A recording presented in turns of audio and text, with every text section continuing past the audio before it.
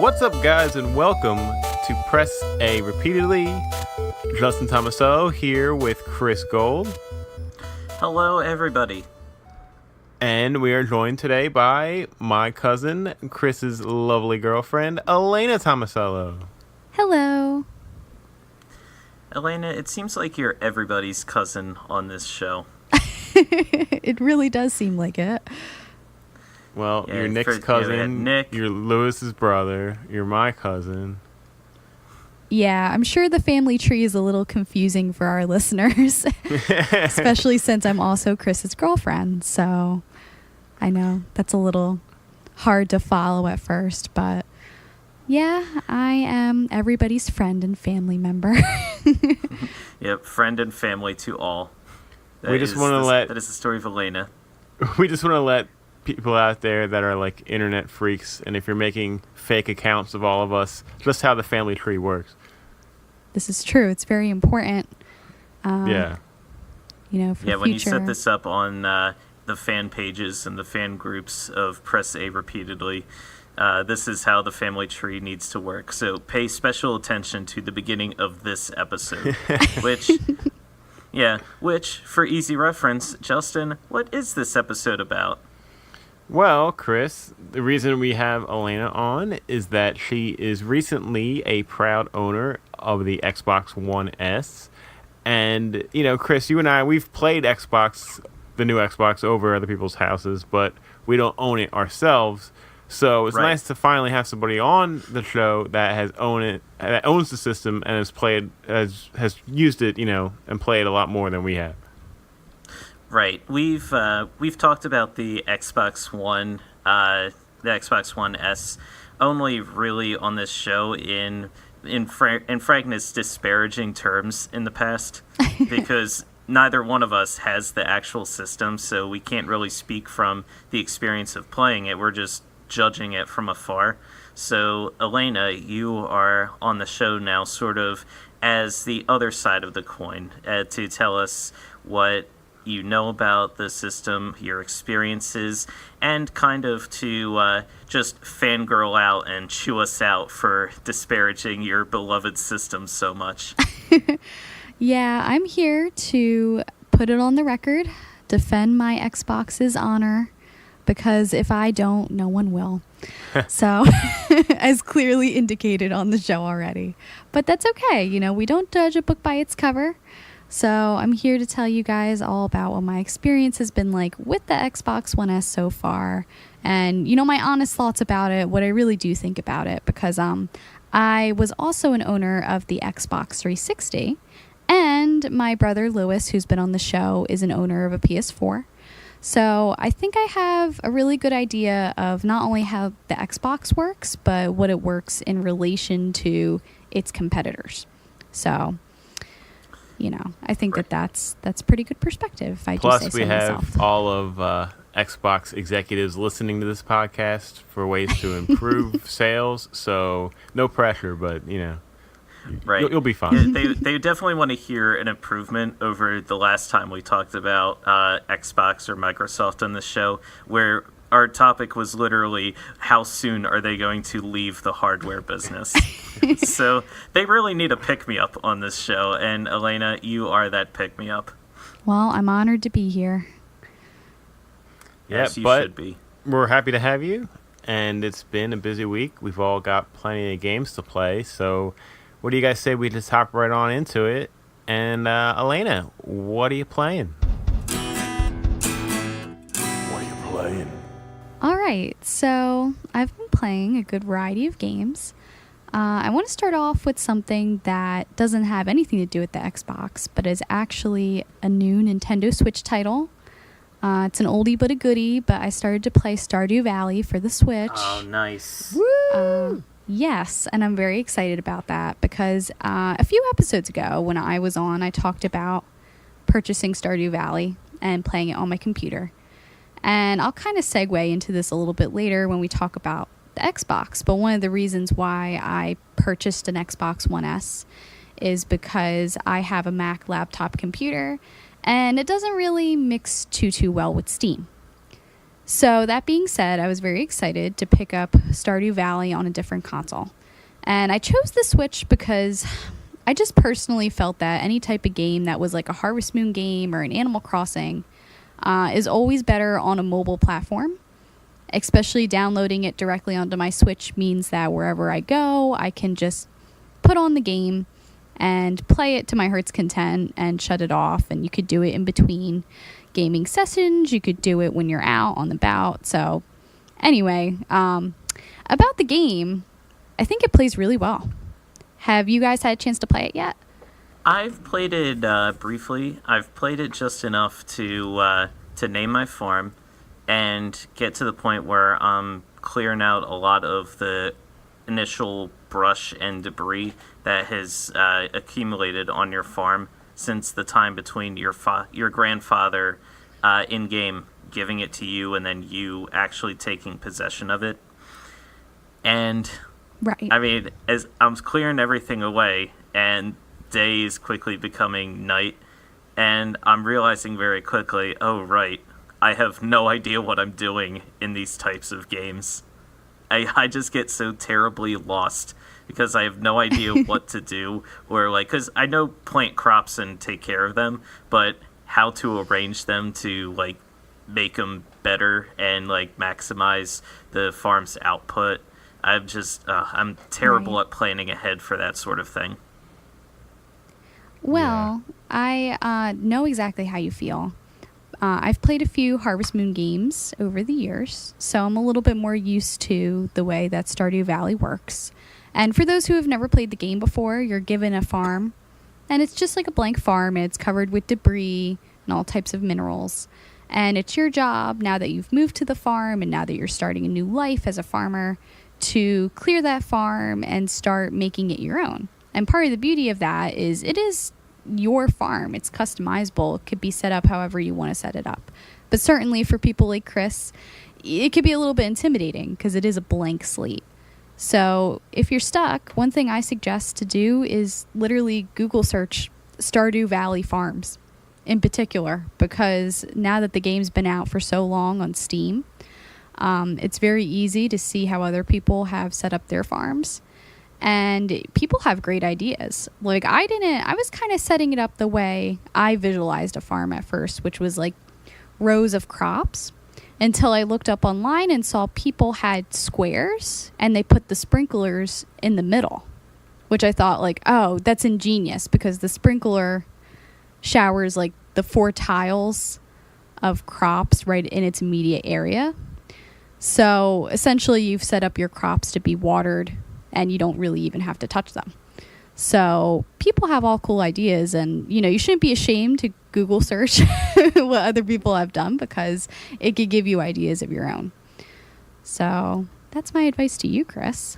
But otherwise, the game is really good so far. I did get rejected at the Harvest Dance. I asked every single person, including the homeless man, if he wanted to dance with me. And everyone acted like they had a dancing partner already or just flat out rejected me and said no. So, that's a little bit disappointing. Moved away from my office life to find out that I'm a complete and utter reject in this new town. Well, so I've kind of isolated myself and decided that, you know what? Who needs them? I'm going to become the best farmer ever. I'm going to mine in the mines and get all the minerals. And then when I have a big, beautiful farm, they're all going to come crawling back to me. So that's my plan so far. Just imagine you like tilling the land for you, like, I'll show them. They'll see. They'll all see.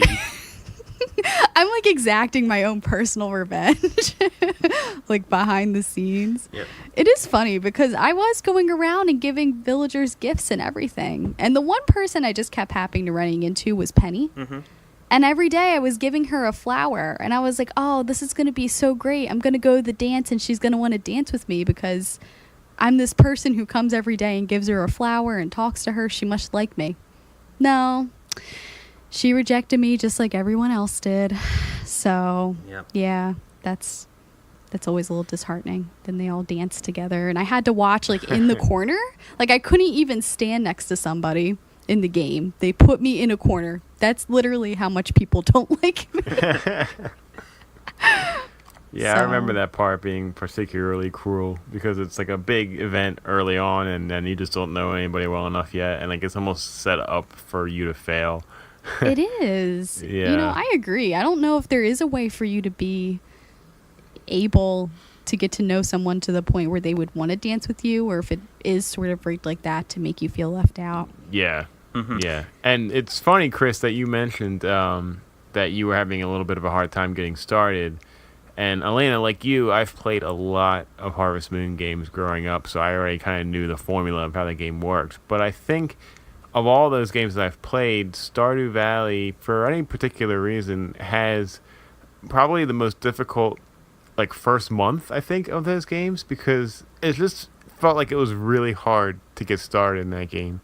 In fact, even the first year, I really didn't make a lot of money. I was, like, making enough money to buy maybe one building at the end of the year that would help me make a little bit more money for the next season, and then, like, you know, rinse and repeat for all of the first year. And, you know, it was very slow going. But then, you know, I'm almost at the end of my second year in the game, and now I have so much money, I don't know what to do with it all. Yeah, I have to agree, Justin. I do feel like the Harvest Moon games, at least that I've played, especially the most recent ones, are a lot easier to pick up right away. You have a lot more crops that you can grow. I think you get animals right off the bat in some of the games. Like, I know Tale of Twin Towns, that one, you could pick your farm, and you either have crops or you have animals, and they start you with that stuff right away, and they give you ingredients, and the villagers help you. Stardew Valley really is like, you have these goals that you're meant to achieve, and they're tough. They're really tough in the beginning, and you don't have the advanced tools yet. You really have to earn the money to get those, and you don't really, like, even I just, for instance, built a coop, and I can't afford to get chickens. And in any other game, I might automatically have the chickens come with the coop, but it feels like Stardew Valley is very realistic. Like, they make you build the building, and it takes a few days. And then once you finally get the structure, you have to pay to get the chickens. And then even when you have the chickens, you need a silo so you could cut the grass. So, yeah, to your credit, Chris, it is kind of tough getting started, and just hang in there. It'll be okay. Okay, that's very reassuring. I thought I was just terrible at this game. Oh, no, you're absolutely not. It's been tough for me, too. Yeah. It's hard to be a farmer. Like, I mean, especially when you consider your little character in-game. I mean, you have to think about, like, how hard that first year has to be, not just, like, from your perspective as the player, but from the character's perspective. I mean, you dropped everything in your life so you could come move to your farm just sight unseen, and then that first year you're like struggling to clear everything out and plant crops and hope they don't die. You're just kind of figuring things out as you go. You're trying to meet people. You get rejected at the harvest dance. And I think that's everybody. Like, everybody that first year always gets rejected at the harvest dance because you're the new guy in town and nobody really knows you. So it kind of makes sense that nobody would really want to dance with you. Like, if you were a tight, close-knit community and then this new guy came in and after like a month of being there was like, hey, want to dance? I mean, would you necessarily want to dance with this person? Not really. I would dance. Well, you have a heart of gold and are an angel. Aw. That's very nice of you to say. Yeah, but it's, I mean, the game is so, like, it's so well put together. And, I mean, we've talked about it before on the show. The developer spent, like, 5 years of his life making this game all by himself. And just the amount of polish, the just level of detail that's present in this game is just mind-boggling. It really is a fantastic game, and even though I'm getting started off on a slow foot right now, I'm really enjoying it, and I'm really excited to see how things develop. Absolutely. Yeah. And just to hit on this for a minute, for people who have bought Stardew Valley before and are looking for differences on the Switch, if you're thinking about purchasing it again, the game works so much better on the Switch, in my opinion. You could That's so toggle great to between hear. the tools with your two trigger buttons, and it's so much easier to just select things, and you have shortcuts to the craft menu, shortcuts to your map. Everything's easier to see and do. So just to interject that really quickly, I think that if you haven't picked it up before, Stardew Valley, is a great game to get for your Switch. It's a reasonable price, and I believe that that's a really good console to play it on. So Yeah, and it's such a great portable game too to play. absolutely. All right. The other things I've been playing, in terms of titles, I've been playing a little bit more of Ori and the Blind Forest. I'm still trying to get through that. I actually found out Chris was over when I was playing it. I was in a completely different area that I didn't belong in. And for those who don't know too much about Ori, it is a... What was the term? Castlevania style? Metroidvania. Metroidvania style, not Castlevania. That would be You're funny, close. like Dracula popping out of Yeah, nowhere. Halfway. Anyway, it's a Metroidvania style RPG. So you pretty much have a huge map and you're meant to explore it, and it's never ending, and you get to place your own save points. And I was in an area I apparently wasn't supposed to be in. I was supposed to see the big tree and trigger a cutscene early on, and I just didn't do that. I just went into a completely different direction and got to the point where I physically couldn't move forward anymore and realized that something was terribly wrong. So I actually had to look up a walkthrough to figure out that I had completely missed expanding my map. And that led me to the tree, and that led me to more areas in the game. So for those who are looking to play that, don't make the mistake I did and just venture off in any direction. Try to actually get to where the map is telling you to go.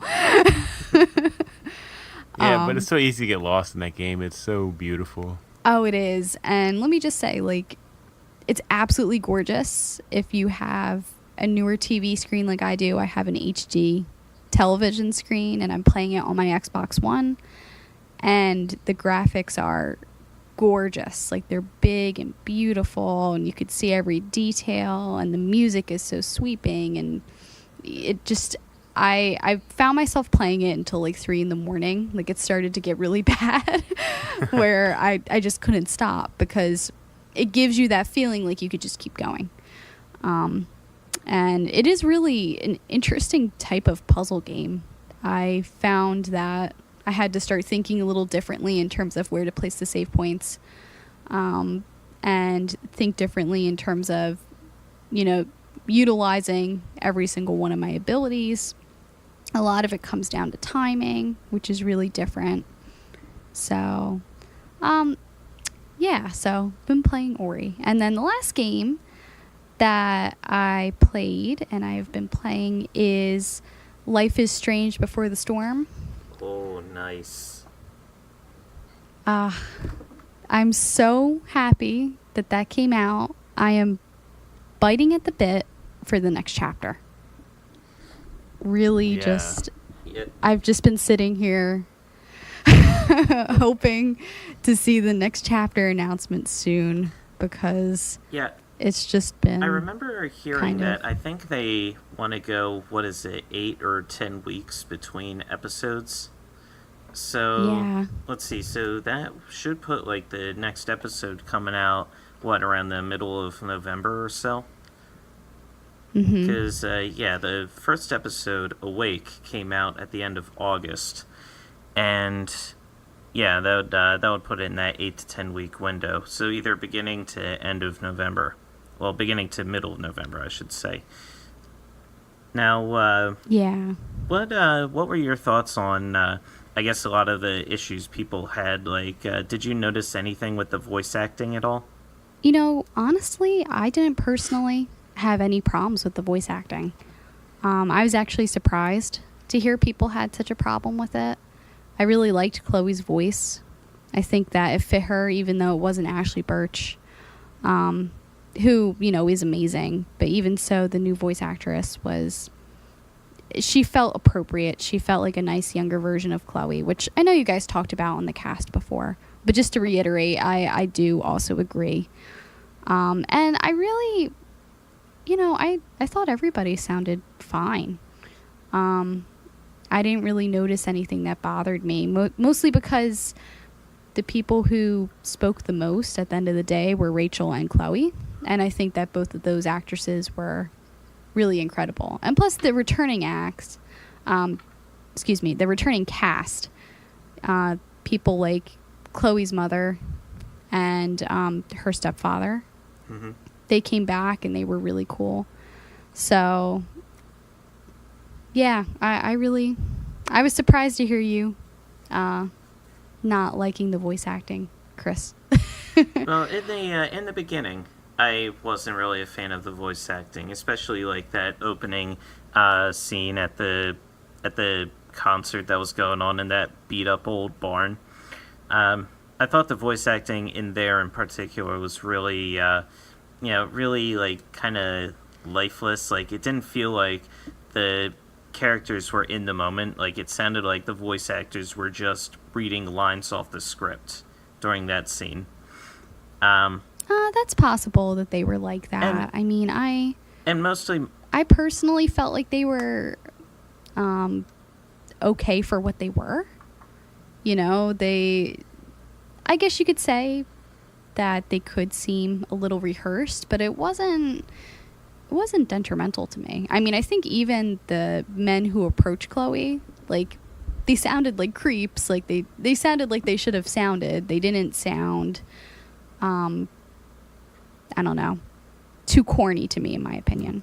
Well, my issue wasn't necessarily that they sounded corny or anything like that. It was just like, I don't know, there was no real life to the lines when the guys were reciting them. And these were like a lot of the minor characters that appeared in the first scene. Once the game progressed a lot and got to where it was just Rachel and Chloe, and the two actresses just kind of bounced off of each other a little bit. You know, they had that good chemistry going. I thought the voice acting really picked up in quality at that point. But yeah, it was yeah, definitely. Yeah, the beginning, the voice acting there just didn't really do too much for me.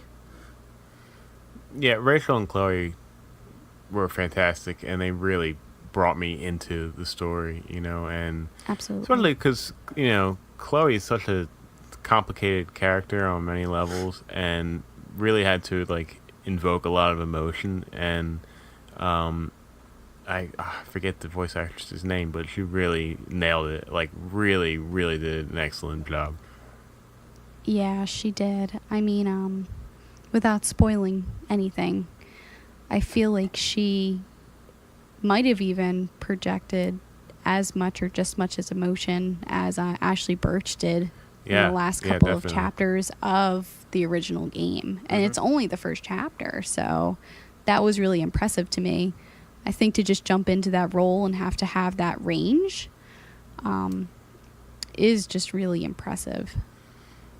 Yeah, and I still find it so interesting how a really powerful story or really well-developed characters can keep you interested enough into really enjoying playing the game. Because again, we talked about this before, I don't want to get too far into it, but there's really not a lot of gameplay in this game. It's kind of just walking around and interacting with people, a lot of dialogue trees, and really small like fetch quest kind of things. But I still was really enjoying my time with it. And when it ended, I was kind of bummed because I wanted to play more, and I would have to wait 2 months for the next one.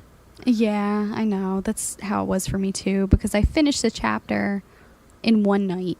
Like, I just went through it all, and it was one of those like really satisfying but really defeating type of moments because you knew like you were going to have to wait. And I was a little bit spoiled because I came into Life is Strange, the original game, late. So I got to play all the chapters at once. Same. Yeah, I didn't play the game so until... now I'm here. Yeah, you guys lucked out, okay? I was early on, so I had to do some waiting. You were the guinea pig. Especially with some of those cliffhangers, man. Yeah, you were the guinea pig. I can't imagine living at the time, like, especially how some of those episodes ended, and you're like, and now you had to wait like 2 months to find out what happens next. I would have pulled my hair out. It's so funny because this game really sold me on games presented in an episode format, because before that, I'd never played them, but I knew of them, and I thought they were ridiculous. I was like, who would want to do this one at a time and like have to wait, and like it's just so weird to me. Why would they even present it that way? But Alaina, like you said, how you beat it in one night, that's what I had done. Like when I was playing the original Life is Strange, how I got into it was the first episode was free for PS Plus members or no, not even that. It was a free demo, which was the first quarter of the first episode. And it led up to one of the first, like, really big, plotline shocking things in the first episode. And then it, like, stopped and was like, if you want to keep playing, buy this episode. And I was like, well, they totally got me, so I'm going to buy this right now.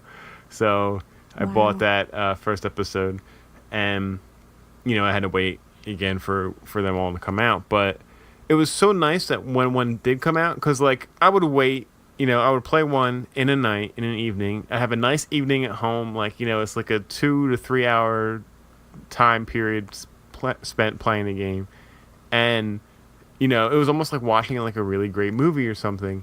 And then you have to wait, and like, with some of those cliffhanger endings, it was really tough. But then, like, time goes on, you start playing other stuff, you kind of forget about it.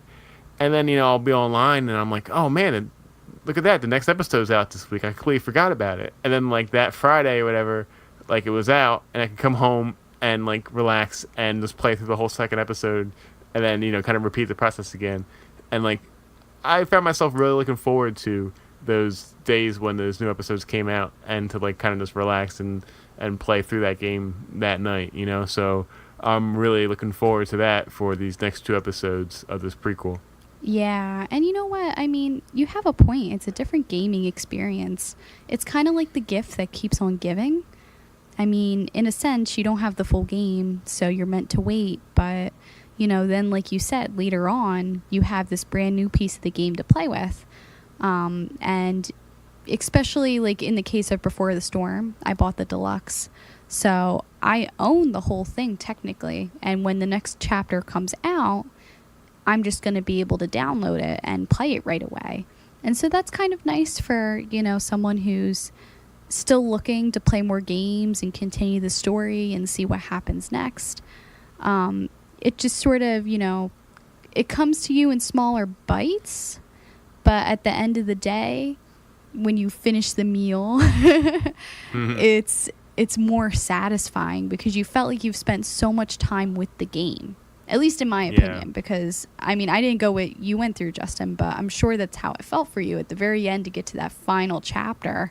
That must have been such a release. Yeah, totally.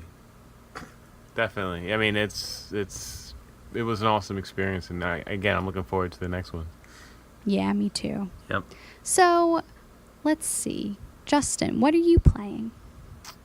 Well, let's see. It's kind of been a busy week, unfortunately. I've only had a lot of time to play more Destiny because I'm kind of stuck in that loop of like wanting to continuously grind and get my power level higher and up with my friends, and I'm still pretty far behind, which kind of stinks, but it's fun to be able to just hop on with the guys for a few hours and knock some stuff out.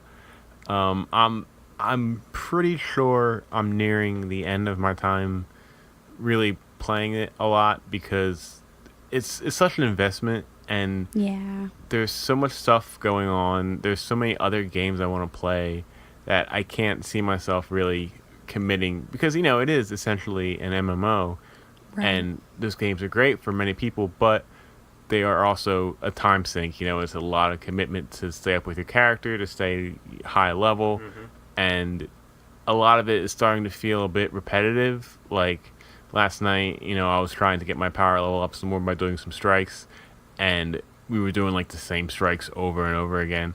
And I get for some people you don't mind doing that, but for me it was getting a little repetitive and boring. So I can see myself, kind of going from playing maybe every night to maybe like once or twice a week until eventually just kind of sitting on it, maybe until the DLC comes out or something. And that's not to say anything wrong with the game or I don't like it, because I've had a great time playing it, but there's just, for me, there's so much other stuff I want to play, and sticking to one thing isn't really my play style, especially with this month coming up. I mean, when Mario Odyssey comes out, I'm going to be dead to the world, so. Same. Yeah. That is, the hype is real for that game. But yeah, Destiny 2 is a great game for, like, you play it and you get yourself up to a high enough power level, and then you do what you're talking about, Justin, where you're like, all right, take a break for a while, but then say you're doing something or whatever, and one of your friends texts and says, hey, I'm hopping on real quick, I want to do a mission, does anyone want to hop on with me? It's good to just be like, yeah, sure, I'll hop on with you, and you just kind of play with them and roll through the mission with your fire team. I mean, it's got that social element to it, which I feel like is a huge component of the actual gameplay itself. Absolutely. And, your friends can help you get through stuff that maybe you're not exactly ready to do yet, which is a great spin on it. I know a lot of our friend group tried to raid this weekend, and they didn't have such a great time with it. They didn't get too far. But, it's cool. They're going to prepare for it again, and they're going to do it again and try and knock it out. And, we're all members of a clan, and one of the benefits of being in a clan is that if some of the people, beat one of the things that needs to be beaten weekly for the clan, we all get the rewards, even if you weren't in on, that event or whatever. AKA the Chris Gold style of leveling up. Yeah, but it's a nice benefit, because some of us can't play every night. Some of us can't keep that power level high enough. To compete in the raid, you got to be at least like 280, and you and I, we're not going to hit that for a while. Meanwhile, some of the other guys have been playing a lot more than we have, and they're ready to roll, so right. It's kind of a good way to balance that, where they can go knock it out, and if they beat it, we all can kind of reap on the rewards. And Destiny's good about people that don't play every night too, because this week I haven't really played anything up until yesterday, and when I hopped on Destiny, there was a message that said I got some sort of bonus. I forget what it was called, but it was like, because I haven't played in a little while, that my experience had a ×3 multiplier for like the first 3 hours of me playing. So I guess it like helps you kind of catch up a bit because you were away for a little while. So that's a pretty cool mechanic to have into the game. All right, nice. So what else you got? Yeah.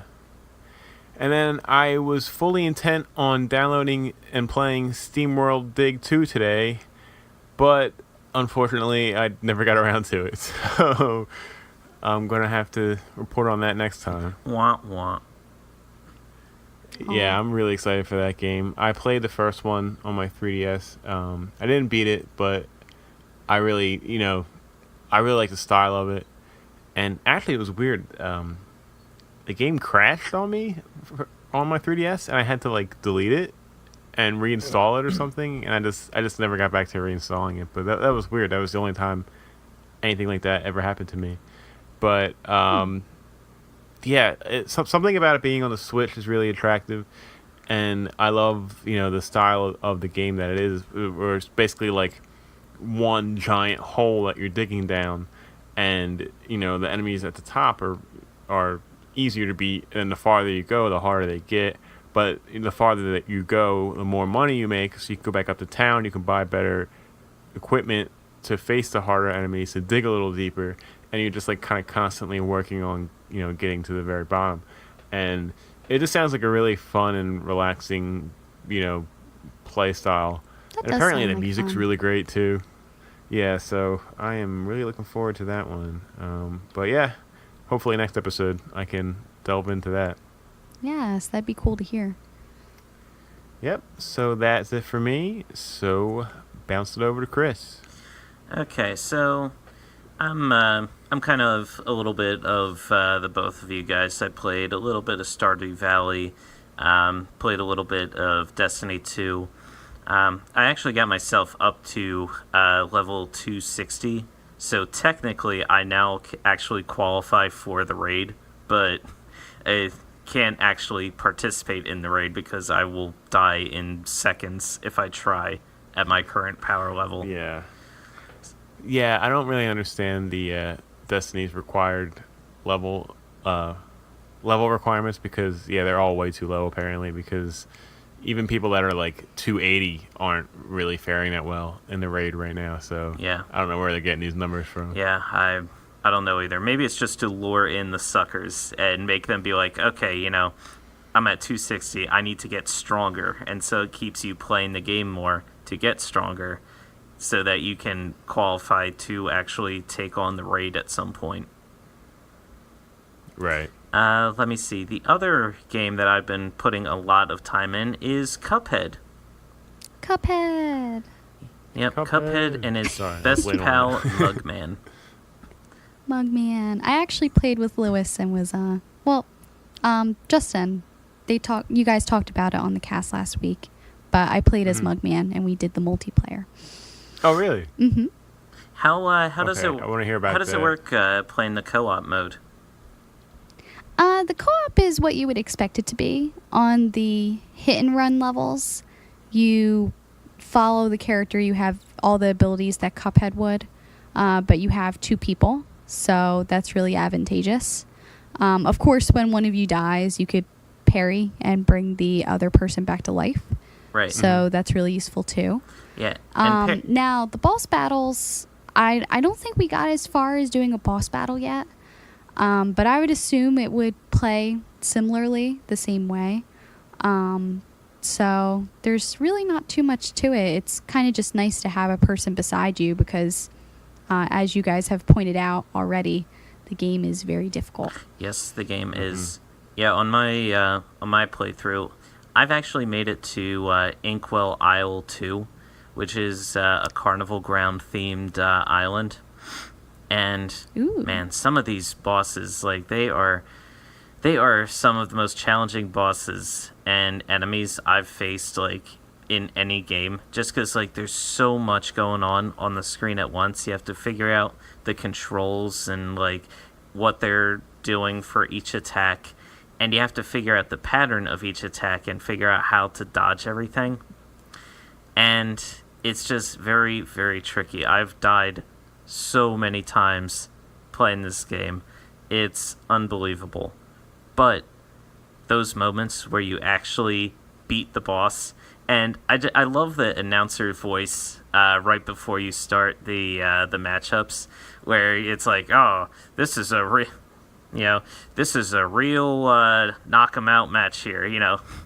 This is gonna be red hot, and then and begin. I love that little announcer's voice, and then you get this words flash across the screen, wallop. Yeah. It's also that's neat. it's also very like old fashioned and such a throwback to the 30s. And then when you're fighting this boss, like the same boss that you've died like dozens and dozens of times to, and then you fight him, and then you get those words knockout like pop up on the screen. It's just pure bliss. I like jump out of my chair and I'm like, yes. Oh man, I've never been so happy to take another creature's soul as I am in those moments.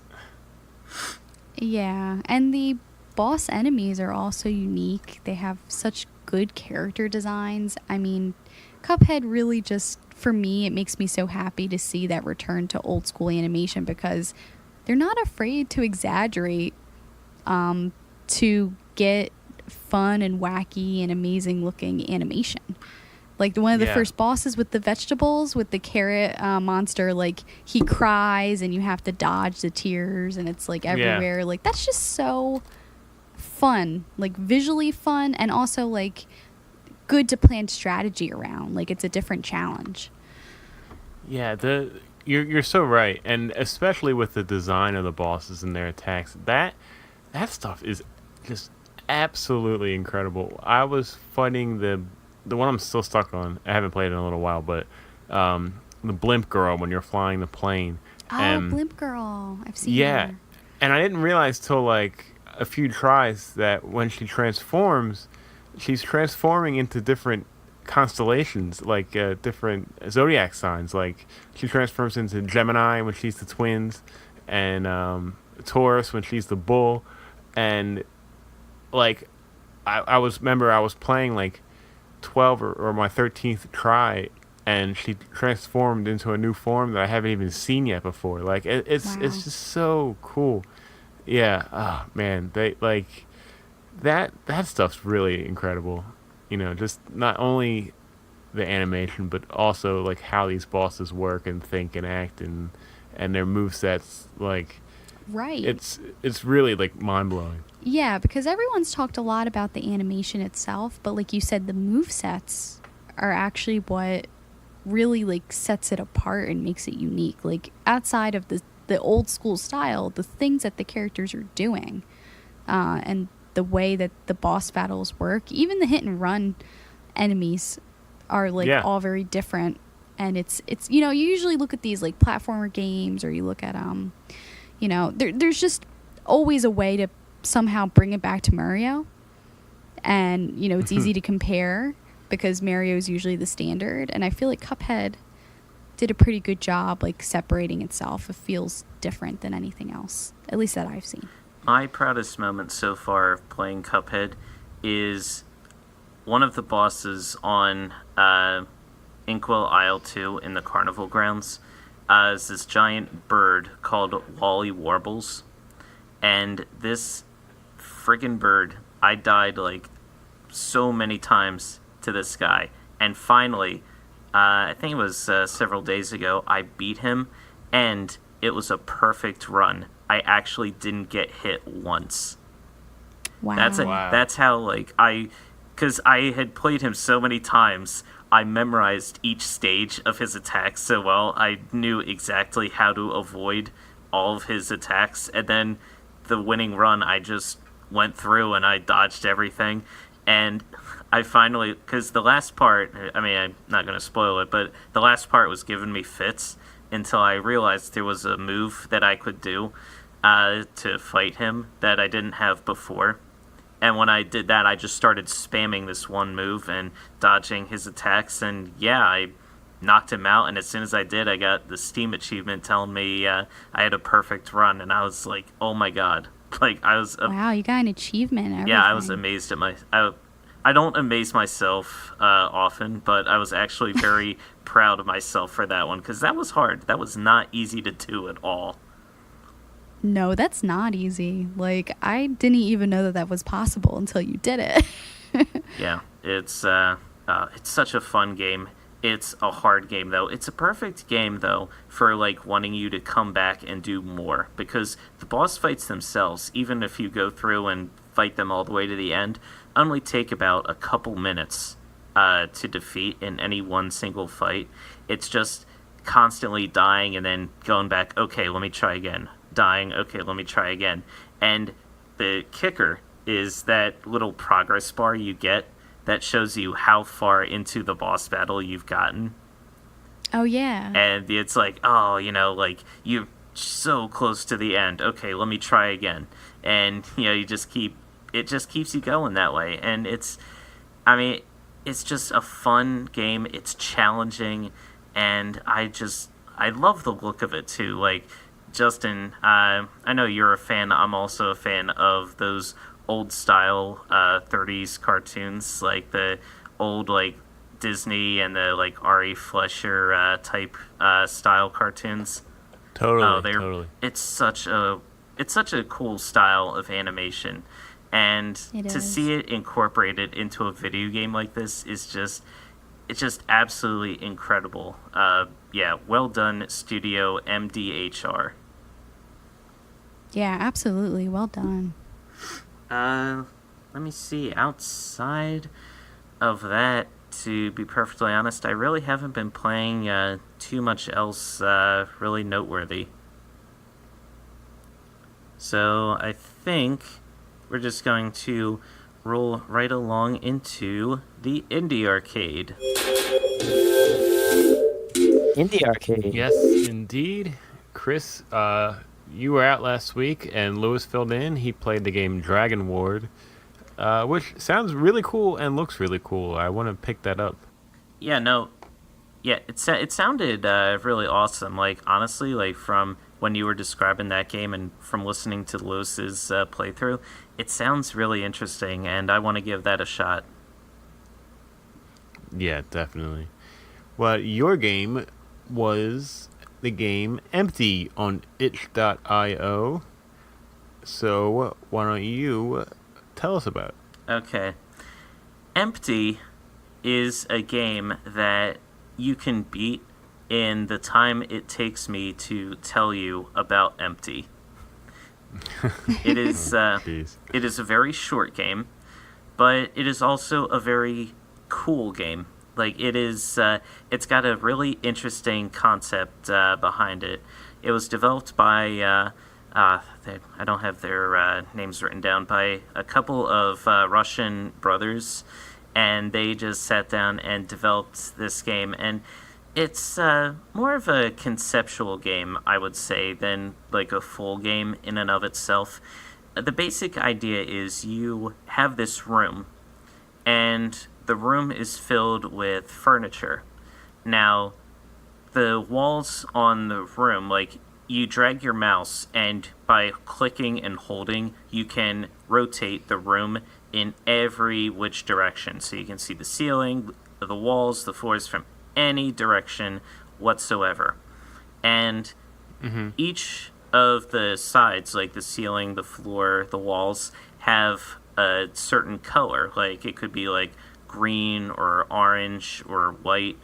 And the furniture in the room is also, like, say you have a lamp on a table and the lampshade is white, the lamp itself is green, and then the table is brown.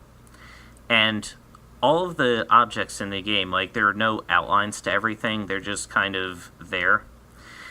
And what you need to do is you rotate the room so that the white parts of the furniture line up with the white walls. And what will happen is then they will just clear out. Like, the wall will glow white, and it'll glow bright, and suddenly the lampshade isn't there anymore. And then from that point, now that the lampshade is gone, you rotate the room again and put the green lamp over the green wall and clear that out. And you have to do that so on and so forth with all of the furniture in the room until the room is completely empty. So you get rid of all of the furniture that way, and then you move on to the next room. So it's it's very interesting, but there's only, I'd say, like, including the tutorial rooms, like 10 rooms total in the game to clear out. And some of them are challenging because there are multiple solutions for clearing out one set of furniture. But once you hover over a section of a wall, because the walls can be different colors, like half of it can be purple and then the other half can be blue. So once you highlight a section of the wall, like say I clear out a purple piece of furniture on the purple wall, the purple portion will glow bright, and then it can't be used for the rest of the room. So if you have something else that's purple, you have to hover it over somewhere else in the room that is purple, because you can't hover it over that same portion of the wall again. And there are some things you can do, like say you had that blue section, but then you have a piece of furniture that it's blue, but it also has like purple horizontal lines on it. which what that means is, like, when you have furniture with multiple colors on it, when you clear it out on a blue wall, then the other color that's associated with the lamp will turn that section of the wall purple. So then you can take that purple piece of furniture that you had before and clear it out on this newly purple section of the wall. And so you have to kind of think strategically a little bit and say, okay, I can clear out this piece of furniture now, but do I want to clear out that other section, because then it will open up new possibilities for me? Because there are things you can clear out some furniture and get rid of certain portions of the wall, and that will leave you in a position where you can't finish the rest of the room, like you're stuck. So then you have to restart the room and try all over again. So it's not like completely consequence free, but it's the concept is really clever and really intuitive.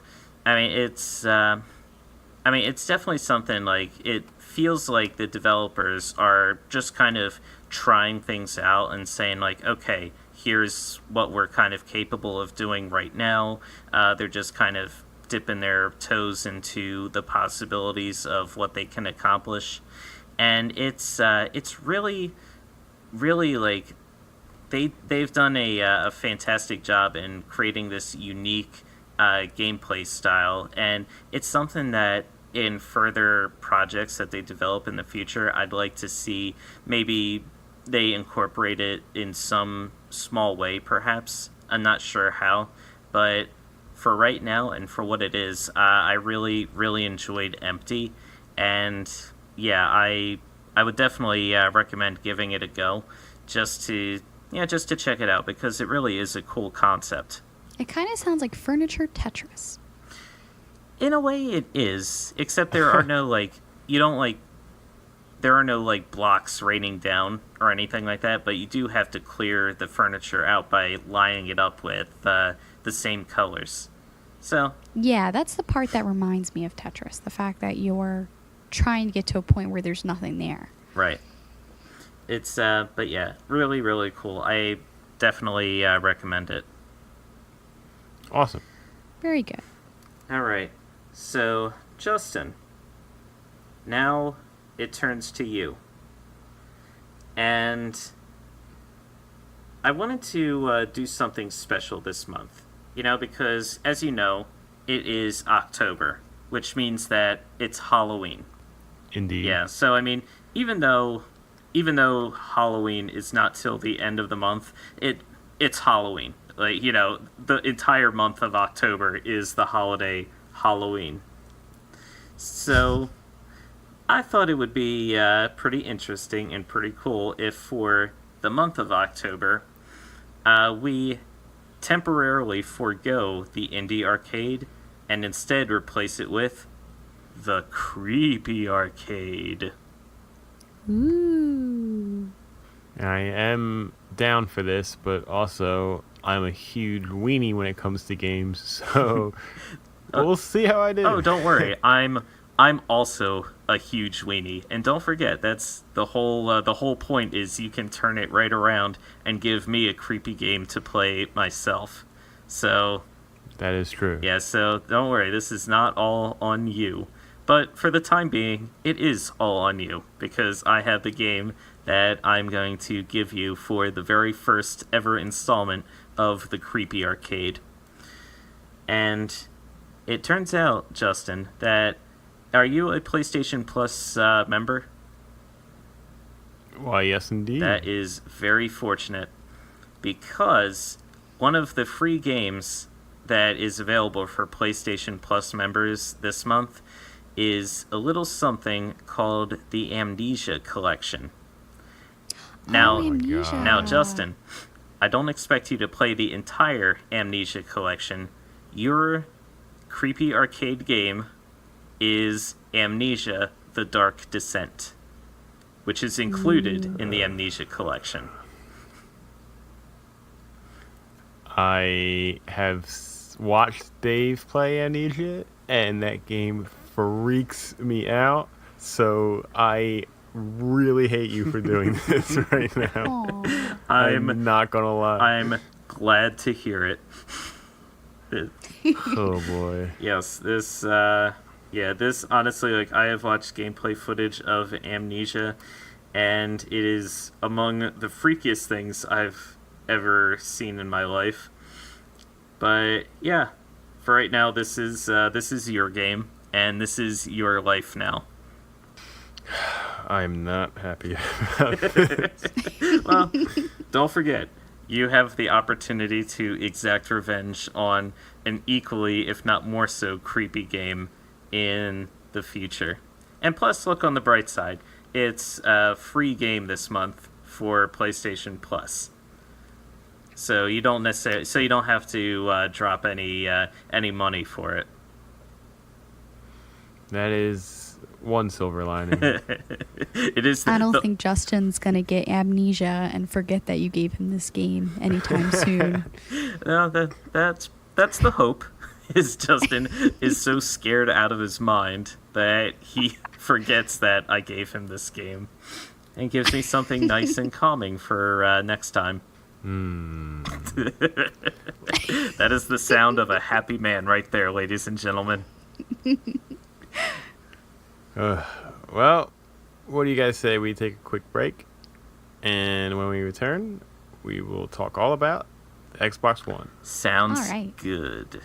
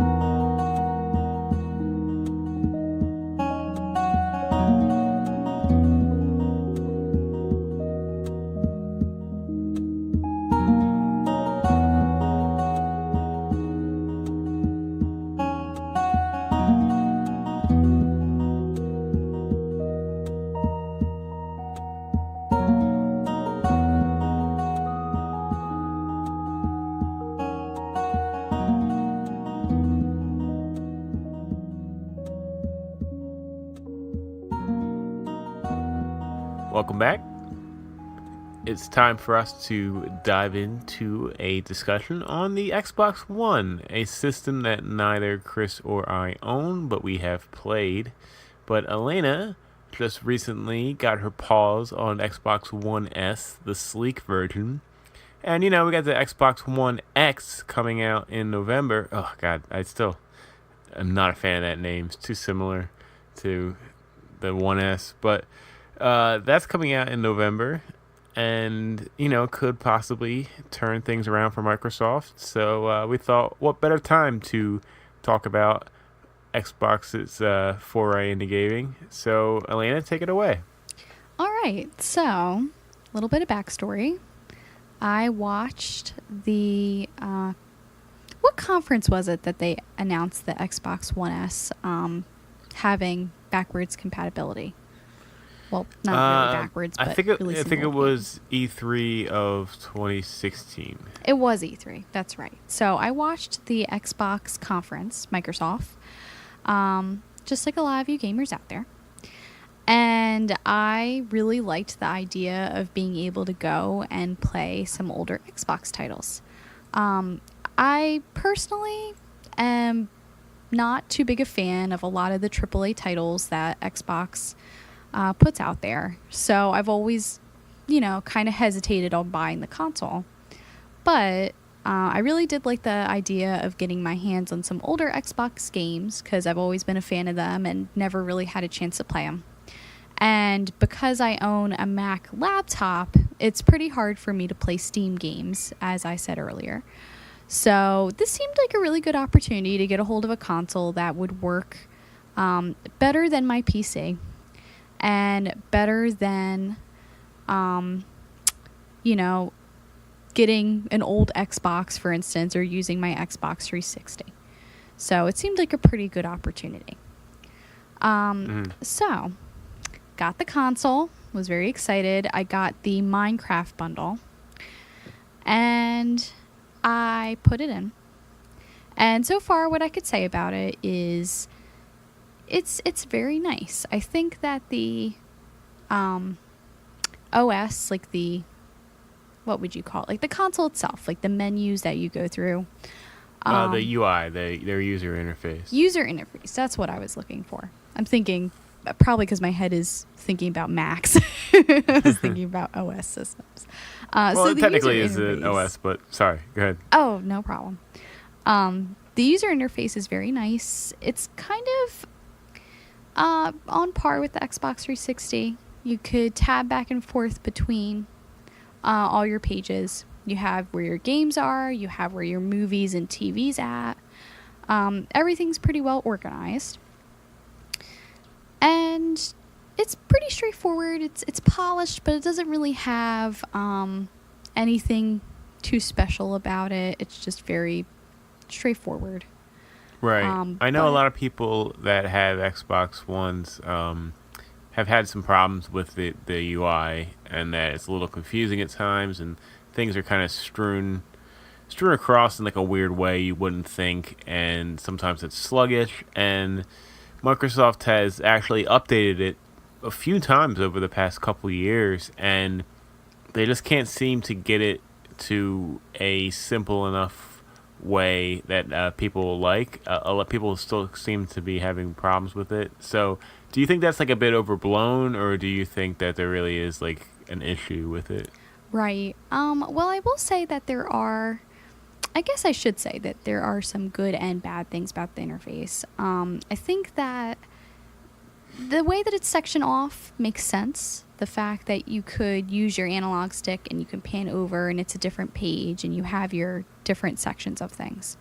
But I will say there was some trouble with me navigating between like what do I press to pull up the menus to play my game and to download my game and to quit my game? Like things that seem really easy on other consoles, even like the PS4.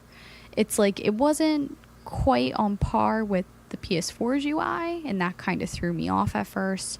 So it did take some getting used to. And that in itself is kind of hard because I know that the Xbox One gets compared to the PS4 a lot. But I will say that if you're someone who really wants to stick with it, it'll work for you. You'll get used to the way that the menus work, and it won't be, I guess, as overblown as people are making it to be. It's not terribly hard to go back and forth. I didn't really notice any sluggishness like you described, Justin. Just a little bit of like where things are organized, where things are placed in certain menus. Okay. Sounds good.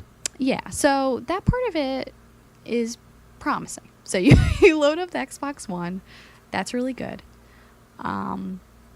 Everything downloads fast. I think that my games themselves that I've played on it, which I've mentioned earlier, I have Ori and I have Life is Strange and I have the Minecraft game. And those things have been playing really well. The graphics look great. They work really well. The controller connects really well to the console. No problems there. But then there's some issues with the Kinect.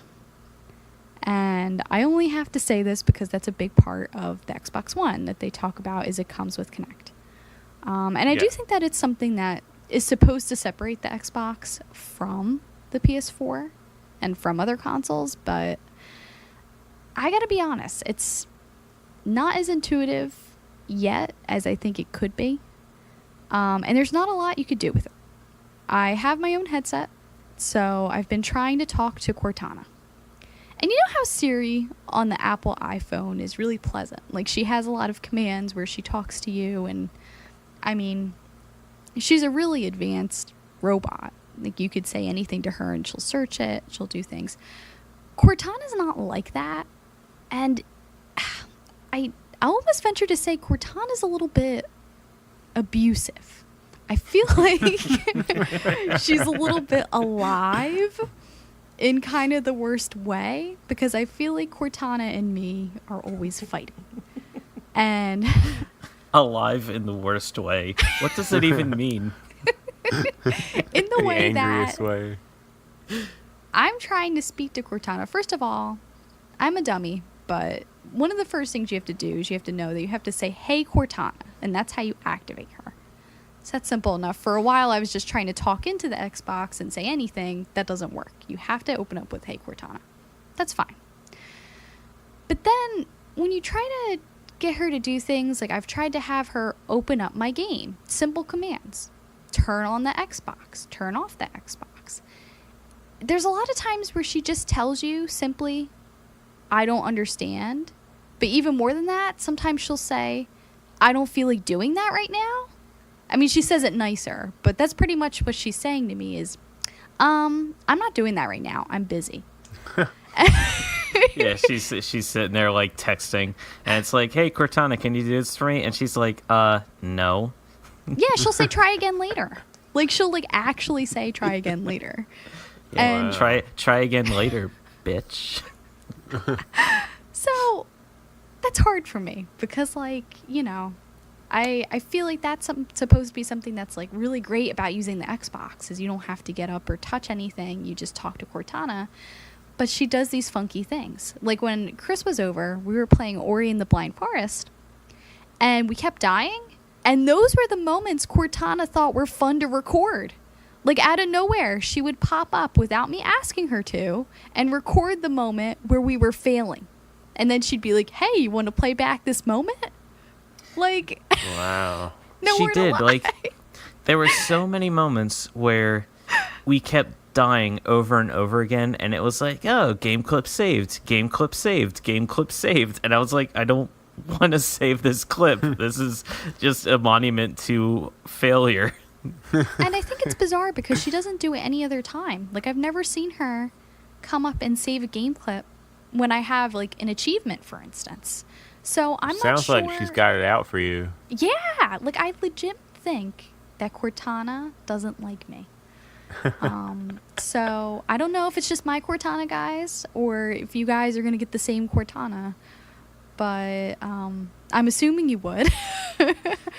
And Yeah, I don't know. Cortana doesn't sound like the nicest AI out there, especially if she's treating you so poorly. yeah, and I guess my thing is, if you're going to add something like a Kinect to something like Xbox and you're taunting this feature about how great it is to have Cortana there, she's awesome, you could talk to her, especially when you have these things out on the market like the Amazon Echo, and you have things out there like Siri. I mean, you have to compete. Like, you have to be on the same level as those other AI. And the thing about it is, if the AI isn't likable, and more importantly, if it doesn't do its job, because that's the crux of this, is I feel like Cortana works some of the time, and then she doesn't work other times. So I think that that's definitely one thing that the Xbox One X is going to have to prove is this Kinect stuff even worth it? Like, are they going to be able to really make this work? Yeah, because I remember my friend has the Xbox One, and when I was over her house, it seems like a lot of the features, particularly with the Kinect, they've kind of abandoned after a couple of years. Right. I know they had one where if you kind of put your hand in front of like your face, and if you're sitting in front of the Kinect, a little hand icon would appear on the screen, and however you moved your hand, that's where the icon would move on the screen. Mm-hmm. And like you could hover the hand over like a game app, right? And then you close your fist, and then the game, like the icon on the screen would like select the game, and like so you can kind of move stuff around that way. And I remember I spent one night like half an hour trying to get that to work, and it worked maybe 1 out of the 10 times that I tried to get it to work. And even then, like I couldn't grab something with it.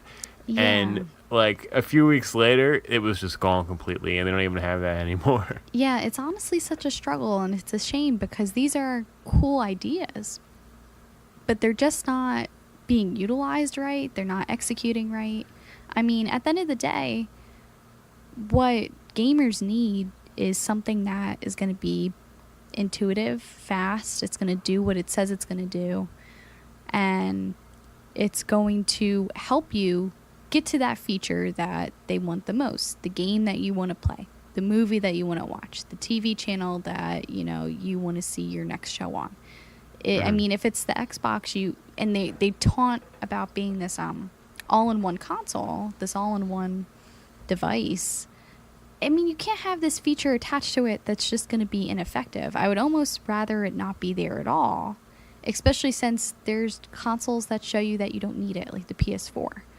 I mean, it just seems like to me like it either has to work really, really well, or, yeah, like you said, Justin, they just have to abandon it completely. So that is one thing that I would say has been not the best experience with the Xbox One so far. And then that kind of leads me into my next point. So Xbox One has a lot of things you could do in it. Like I said, it's an all-in-one gaming console. But I really, when I buy these console, really my main concern is playing the games. So one thing I gotta say is that right now the gaming library is thin for anybody who doesn't like shooters and the AAA really big, like Call of Duty, like Battlegrounds, like all these games that are like first person MMOs, like you guys were talking about. And sports games. Games. Like really it's like Forza 7. Forza. And the thing is, ever since getting my Xbox, I love it. The few games that I have played on it, I have loved to bits. And one thing I will say is, if you're looking like I am for something that can play your Steam games, play games that are on the computer. For instance, I have The Sims 4. I'm probably going to buy it again for Xbox One when it comes out for console. If you're one of these people, I can't stress enough, the device is perfect for that. It runs beautifully. But in terms of finding games specifically for the Xbox One, I have had trouble in the last couple of months. I have been looking for games specifically that are for the Xbox One only, that aren't for Xbox One and PS4 and another console, just because I wanted to really see, like, what does the Xbox One itself have to offer? And I'm kind of struggling, and I hate to say it, but I am.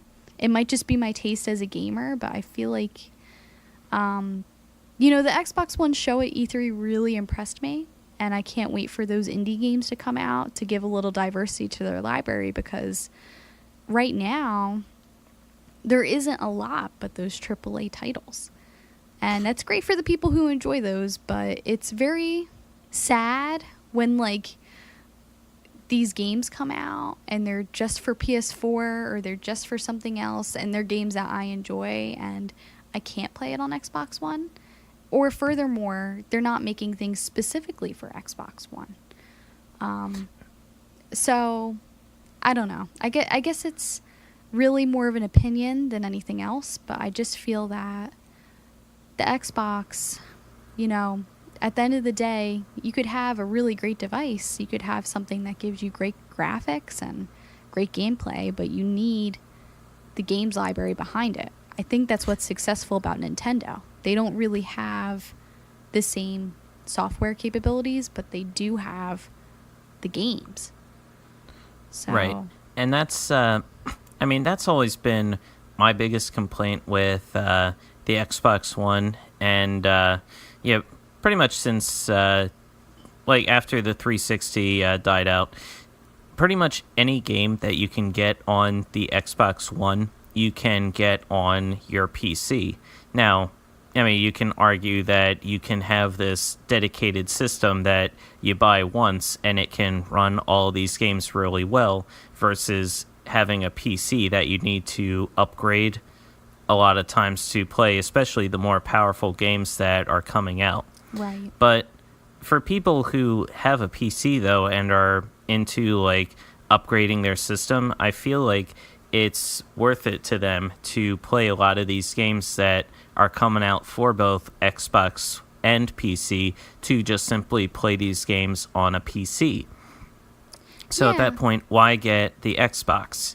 Now, for someone in your situation, you're primarily an Apple user. Like with you have a Mac, you have a MacBook as your laptop. So you can't necessarily get a lot of these games. Like some of them on Steam have Mac versions, but mostly they're for PC.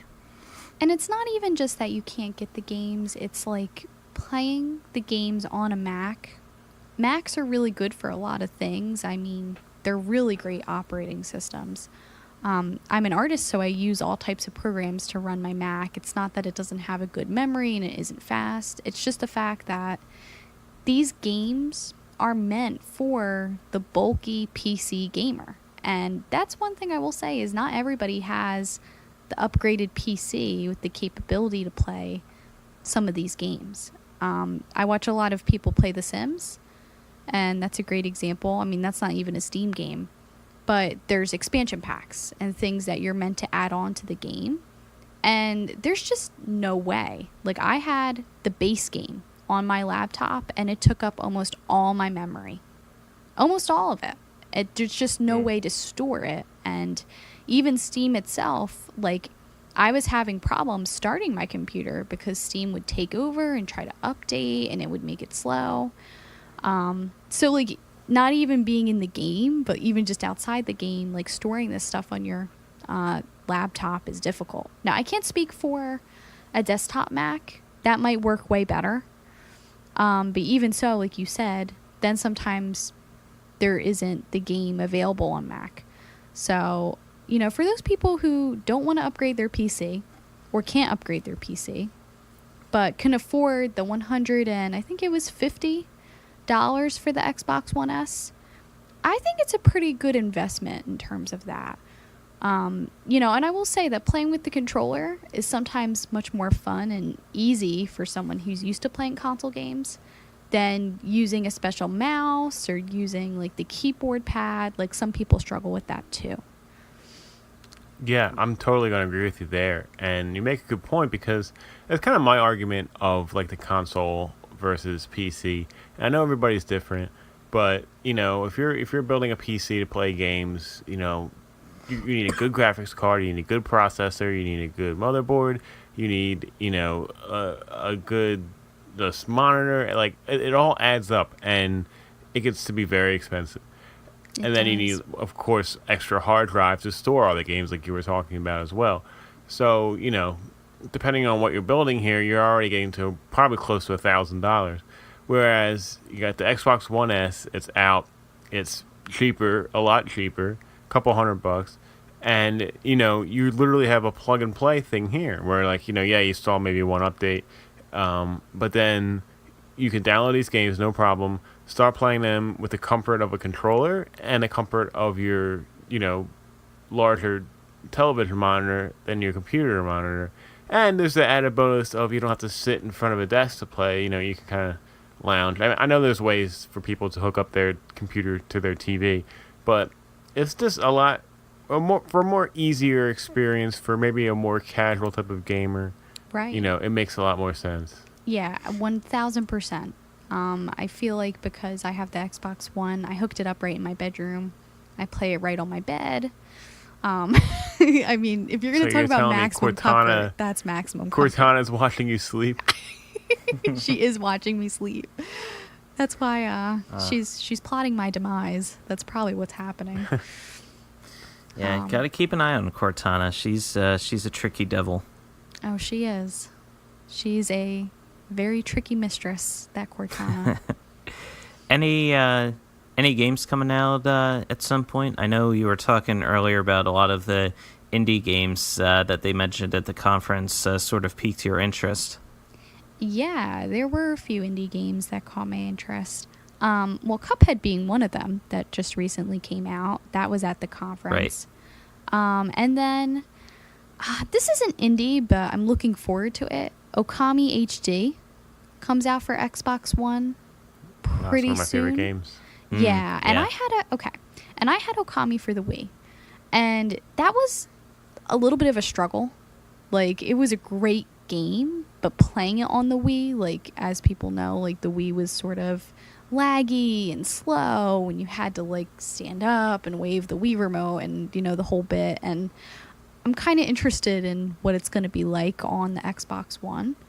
And I'm looking forward to the updated graphics and everything. So that's a game that I was kind of, you know, that spoke to me when I saw that was going to come out. But yeah, there's, I can't name too many more off the top of my head, but there is a wide variety of indie games that are going to be coming out for the Xbox One soon. I believe, what was the one that was, it had the fox in it? Super Lucky's Tale. Super Lucky's Tale. Yeah, that was one good. I was actually just about to bring up, as that game is one, because it has a little fox character, and foxes are one of my favorite animals. They're adorable. That looks like it's it's kind of a 3D platformer style game, which is one of my favorite types of games out there. Yes. So seeing a game like that is a game where I see, like, oh, it's coming out for Xbox One, and I'm just like, oh, you know, wish I had an Xbox. You know, that it's like little games like that, not even like the big AAA games, but those indie games like that. Like Plus, Ooblets. Ooblets is another one that was... Is that one multi-platform? I don't think it is. It's just Xbox One, right? I think so. I'd have to look into that a little more. I know, plus you have the sequel to Ori coming out soon. Ori and the Will of the Wisps. That's a big one. Yeah. So, I mean, one thing I will say is I did get it as an investment for the future. So, despite the fact I'm disappointed in the current library, I mean, you can't fault Microsoft. I will say that. They're trying to change that.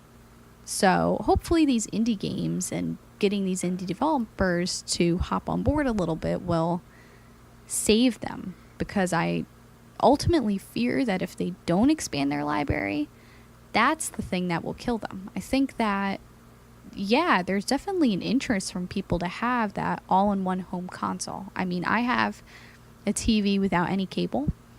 So being able to watch TV shows on it, being able to start up Netflix, being able to watch the movies if I wanted to, that's all really enticing. And play my games. And play the games that are online. There's a lot of good stuff. But I feel that the gamers are the ones who look at the conferences. They're the ones who follow these consoles. And if you lose the gamers, none of that other stuff is going to matter. No one's going to buy an Xbox One to watch movies solely to watch movies. No one's going to buy an Xbox One to solely watch TV shows. So that's just my point of view. But I think that they have to remember, like Simba, remember who you are. Like, dig deep down and go back to the game days where the Xbox 360 was really in its height. And it had a really impressive library. Like, I loved Fable. Huge fan of the Fable games.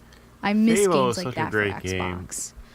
And it's so sad that Lionhead Studios is now defunct, because that would have been a fantastic new entry to put on, you know, the 1X that's coming out next month. And, you know, that's the kind of exclusive stuff that they're missing, especially in that genre of game.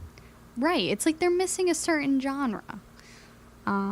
And that's kind of what's, in my opinion, making it sort of an isolated market. Like, you've covered the genre of shoot 'em ups, and they kind of have a little bit, like, in there. Like, they have Firewatch is a little different. They have games like what's it called, Fallout 4, and those are a little bit, like, different, but I still think that they haven't. For instance, like the PS4, you could pick up Final Fantasy, and you could also pick up Star Wars Battlefront. So it's like there's more variety there, and you got to really convince people, why am I picking up an Xbox One? And why am I going to pick up an Xbox One X? I mean, it's so much money. The graphics are great, sure, and all of that's great, but what's the point if the games aren't there? Right. Yeah, you get. I mean, the game. I think Zool has talked about it before when he's been on the show. You know, the games. That's the thing. You know, we have to have the games on the system to be able to sell it. That's the main appeal. Like, it's nice that it has all these mass media options available for it, but without the games, I mean, what's really the point? Exactly. It's like I said, gamers are the ones who are picking up the Xbox One. It's not, like I said, avid movie fans. You know, I mean, anybody could watch TV. Anybody can stream nowadays. We all have smartphones.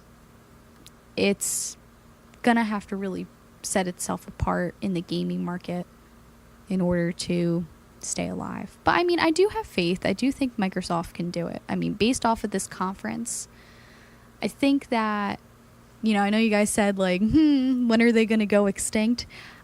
I don't know if it's their time just yet. I think that they're definitely going to have a price drop for this new console to be successful. And I don't know, they're probably going to lose money on that. And yeah, that could be a determining factor. But as long as they have this Xbox One S now and they've had the price drop on that, you know, you might just see that people are going to pick up this console a little bit more. And they're going to play these indie games like I am. And that, you know, it could go either way. That might be enough to save them for now. But yes, if they're going to keep developing consoles, if they're going to keep coming out with things, they're going to have to expand their library. And they're going to have to fix Cortana. I think she needs some work. Overall, the whole connectivity thing just needs work. Do you guys have any other questions about the Xbox? What do you think of the controller? I think it's great. You know, of my time spent with it, it's very simple and straightforward, but it feels great in your hands. And I love like the bumpers seem to have like kind of like snapback feeling almost that none of the other controllers really seem to have. And you know, I like the ability to the face button, the Xbox button, that you can just hold it in and turn off the controller so easily. Like if you're watching Netflix on it, you just kind of hold it in and turn off the controller. Where on PS4, you have to either go to a menu to do it, or if you hold the PS button on the controller for 10 seconds, it'll eventually shut it off. But like that's so annoying. Why is it? It's like so long? Oh, it totally is. Actually, I'm really glad you brought up the controller because I agree. That's one thing I don't like about the PS4. I've struggled trying to get to different menus on the PS4 by holding down the menu button. I don't know why, but like you said, if you take too long, it shuts down the controller. If you don't do it very quickly, you can't get the pop-up menu on the side. It's a little bit frustrating when you're trying to quit a game. But the Xbox One controller, it's very sleek. It's like a nice, like heavy feeling. Like it feels like it's a little bit weighted. It doesn't feel cheap. Very sturdy. Yeah. It's very comfortable. I've played it. I've played games for a few hours on end, and I haven't noticed anything with my hands where it's felt uncomfortable. And I will say, like the PS4 controller, it's almost like light enough where it feels a little bit cheap. And the Xbox controller, like you said, it's sturdy. It just feels like weighted, like it's not going to go anywhere. And then the buttons themselves, like the trigger buttons are really nice. And the rumble, I think I talked about this on the episode where I talked about Life is Strange a little bit. The rumble pack on the Xbox One S is just really nice. Like it's a good rumble. It just feels like it shakes your hands and your whole body. That's such a strange thing to really enjoy, but it's a good controller. And if you guys didn't know this, I didn't know this when I bought the Xbox One S, you can buy your own customized controller. And the Xbox company, Microsoft, has a way for you to go online and customize and purchase your own controller. And you can get them in a variety of colors and styles. I think for like Minecraft, they had like the little pixel like 8-bit pixels on the controller. I don't know. It's definitely like, it's an expensive service. You have to spend like $70, but it's not that much more than buying a second controller. And it's kind of neat in the sense that it's very yours. I think that anything that you could like customize is kind of a fun addition to a console. And, it's just like with the Switch, they're going to have the different colored Joy-Cons and things like that. I think that the Xbox One, obviously people really do enjoy customizing those controllers. So it's, that's a fun feature. Yeah, that's, I actually didn't know that the customizable controllers was a thing. That actually is really, really cool. Yeah. Oh, yeah. No, it's great. I think it's the Elite. Or no, the Elite is a different controller, but you can actually go in there and make your own thing. And like you said, it's $70, which is about the same price of a controller. And it's funny to me because I can't believe that it took us till now to actually have someone do that. Like, it's such a great idea to me. It's so cool. Because like you play so much, and why shouldn't you have your own personalized controller? Like I remember back in Nintendo 64 days, I had to have the blue controller, and my brother had a green one, and my sister had a yellow one. And if anyone used my controller, my precious blue controller, I would be so angry about that because that was my controller, and like it. I'm really surprised that it took us this long to actually make this kind of service, and the fact that no one seems to be mimicking it yet, because it really is a great idea. I would totally pay a little bit extra to get my own color scheme and maybe have like my initials on the back of it or something. It's cool. I think it's a really cool idea. Yeah, I completely agree. I mean, you think about, especially for the type of gamer who wants to play multiplayer, who even goes over their friend's house, and let's say you take your controller with you, you love it so much. I mean, there's a world of possibility there, and why do we all have to have the same controller? It's just a fun idea to be able to have it so customized to yourself that it makes your console a little bit more special. I think that sentimentalness that brings is just important to gamers. I think that that's a really good way to tap into the feelings of gamers, because that's why we play games. It's such a personalized experience to us. Keep personalizing things. Like, I was disappointed that Nintendo didn't bring over the faceplates for the 3DS to America. I would have spent so much money. I would have blown so much money on all different types of faceplates, and they didn't bring it over. And like, that actually made me a little sad buying the new 3DS. I was like, really? Like, Japan gets this thing and, America doesn't? Like, it's such a silly thing to care about, but then again, it adds to your experience. It adds to making it feel like it's your own. So, like you said, Justin, other companies should really start, learning a little bit from at least this side of what the Xbox is doing, because that would really enhance the gaming experience. Yep, absolutely. I think that covers it for me. Chris, you have any questions? No, I don't think so. I mean, this has been really, really enlightening and really informational. I'm glad we could have somebody come on, escape the death glares from Cortana for a few minutes and provide a little insight into what it's like to game on the Xbox One. And a lot of good points were raised, and I don't know, it's definitely some food for thought going forward. Yeah, for sure. I think that, I could vouch to say that I was one of you guys. I always looked at the Xbox One like, that's not worth it. I'm not going to buy that. And for me, the price drop just really changed everything. And also, so people know, there is still that older Xbox library that you have access to now. And I haven't seen that much of it. I went through it, but for instance, someone like me who misses playing Fable. I never got to play the first Fable game. Now I can go back and play it with my Xbox One S. So there is still some things for people there, and it's worth just thinking about, even if, this is just your first time considering it. I will say that I have the Xbox One S, and I don't have buyer's remorse, and that's the most important thing. You're not like, oh, Right. man, why did I get this? Like, I really do feel like I got it, and I'm satisfied. But obviously, as we pointed out, there's some things to be worked on. So take what you will. Yeah. Well, thanks so much for being on and talking to us about it and sharing your opinions. Oh, you're welcome. I love being on, so I'm happy to talk whenever you guys need me. Yeah, we loved having you on, and this was very, very informational. Thank you so much. Oh, you're welcome. Yep. And I think that's going to wrap it up.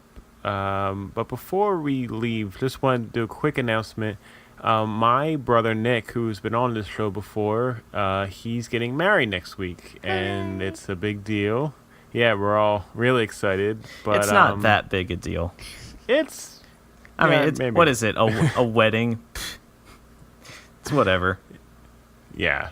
Well, Chris is full of snot because it really is a humongous deal. It is a gigantic deal. I'm very, very excited. Nick not only has been on this show, but he is responsible for all of the intro, outro music, the intermission music that you hear. That is all Nick. If you can, follow him on Twitter at Genji Glove, and wish him a happy. Give him some congrats. Yeah, absolutely. And because we're all a group of friends here, we're all going to be at the wedding next week, which is a bit of a destination wedding. It's in Baltimore, so we're going to be there for a few days. So we will not be having an episode next week. So look forward for us to come back in 2 weeks. Yes. In the meantime, we'll be living it up at the wedding. We'll be sharing a lot of different things that we find and discover on social media. So, we're not going away completely over these next couple weeks, but we are just going to take a little bit of a breather this week upcoming. Yep, and we'll be playing lots of games. So many games. Too many games. All the games. I don't know about that. That's a lot of games. All right, well, that about wraps it up for this week. Remember, Press A repeatedly posts new episodes Mondays on iTunes, Google Play, and on Podbean. If you like what you hear, please take a moment to rate and review the show, or tell your friends about us. It really helps other people find the podcast and will also help us grow. And thank you to all who have rated, reviewed, and subscribed so far. We love you. You can follow us on our Facebook page and on Instagram at Press A Repeatedly. You can also follow us on Twitter at Press A Repeatedly. I am at cgold113. Justin is at oaf7724. And Alaina is at LainyLynT. You can email us any questions or comments at parpodcast@gmail.com. Do you have any thoughts or comments about our discussion on Xbox? Let us know. And that is going to do it for this episode. Justin, Chris, and Alaina signing off. And remember to fire a barrage of bullets from your finger gun to steal your enemy's souls. Press A repeatedly.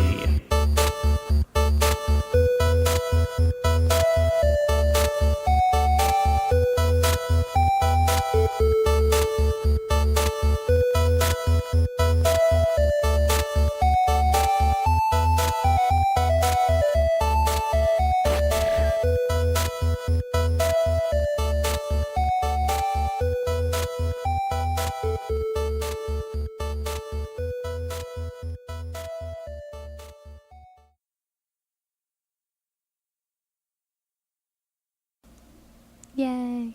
Actually, don't do that. Just hold down the button. It's so much easier.